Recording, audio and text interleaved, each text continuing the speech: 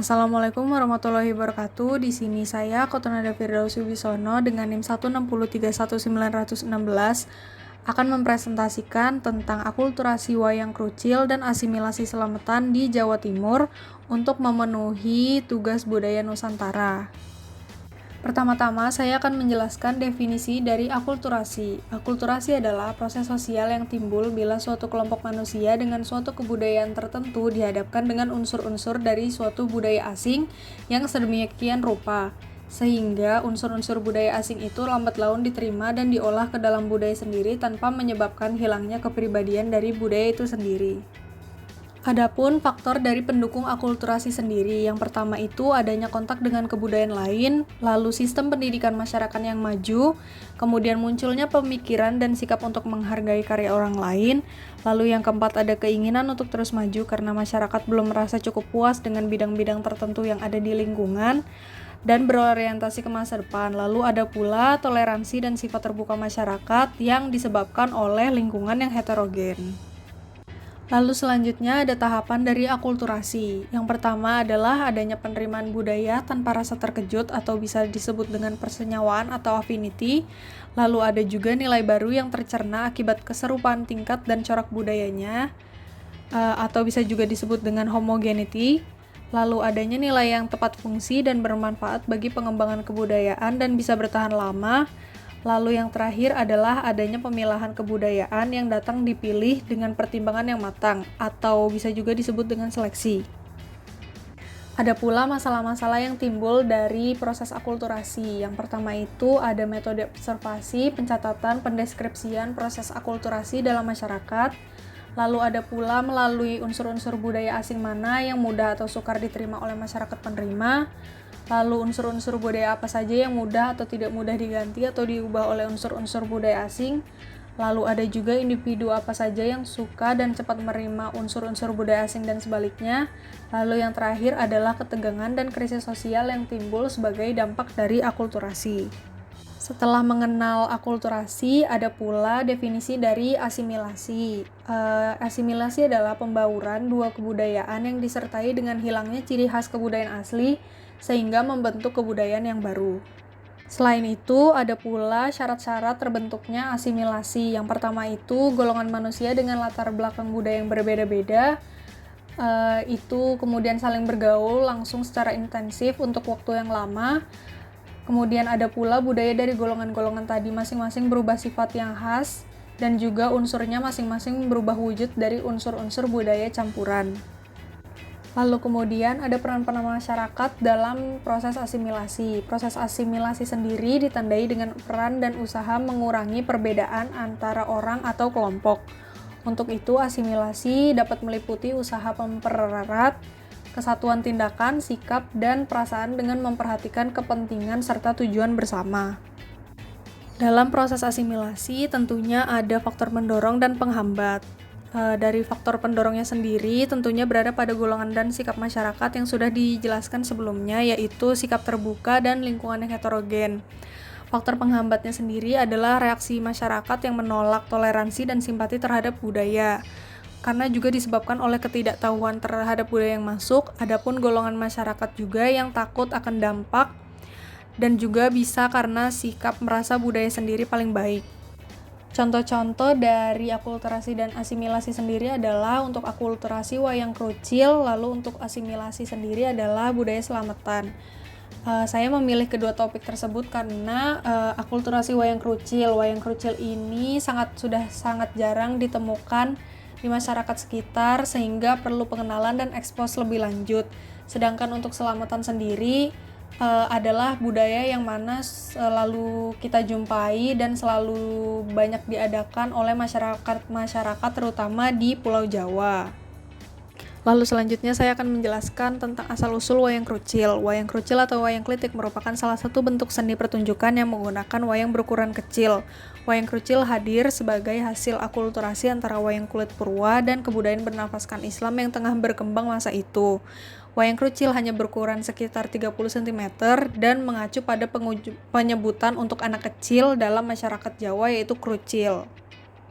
Lalu kemudian ada asal-usul dari selamatan. Selamatan sendiri merupakan sebuah tradisi ritual yang hingga kini tetap dilestarikan oleh sebagian besar masyarakat Jawa.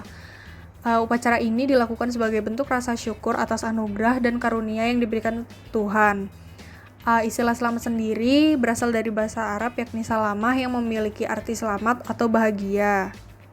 Nah, selanjutnya ini adalah penjelasan mengenai bentuk akulturasi wayang krucil yang terjadi di Jawa Timur. Figur wayang krucil menyerupai wayang kulit purwa, tetapi berbeda tokoh dan karakternya menyesuaikan dengan kisah yang dibawakan dalam sejarah dan edukasi seputar Islam.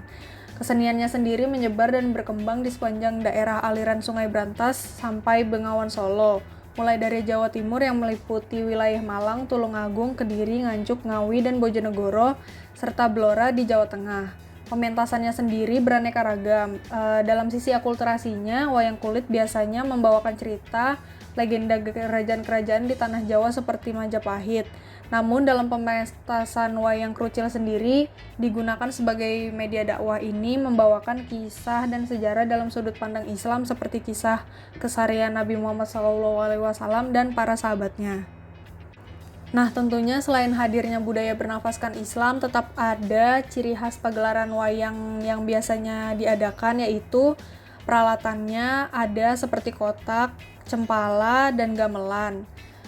Bedanya pertunjukan wayang krucil tidak menggunakan kelir, wayangnya ditancapkan tidak pada batang pisang, tapi pada kayu atau bambu panjang yang berlubang-lubang.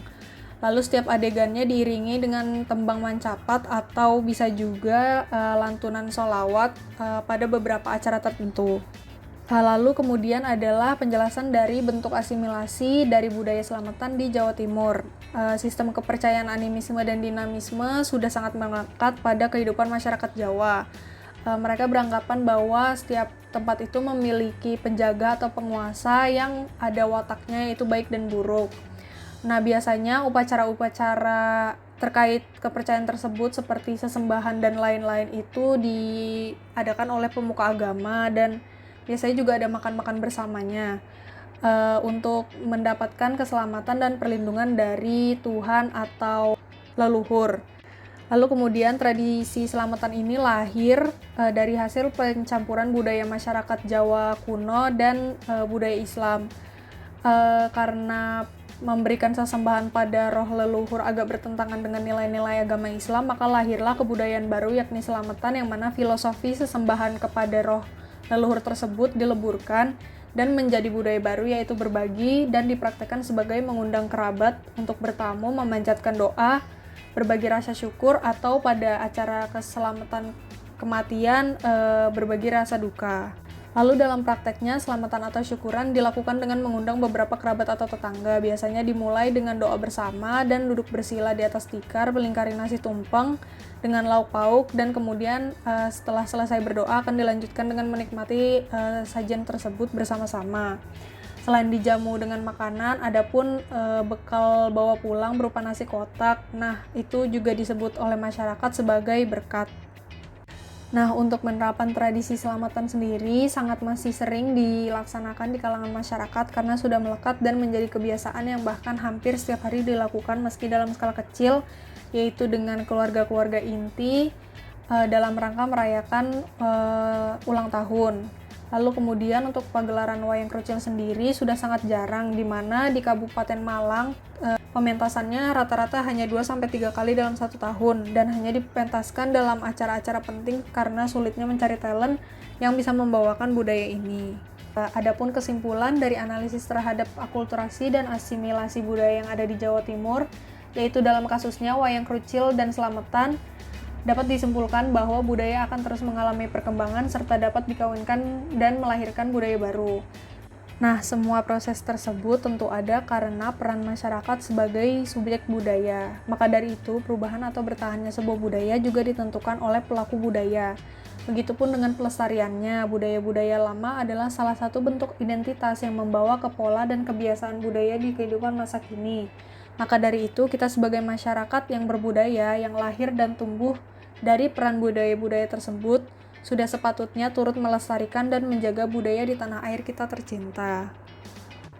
Sampai sini selesai sudah presentasi dari saya. Kurang lebihnya mohon maaf, semoga apa yang saya sampaikan dapat berguna dan bermanfaat sebagai pengetahuan akan budaya-budaya di tanah air kita tercinta. Wassalamualaikum warahmatullahi wabarakatuh.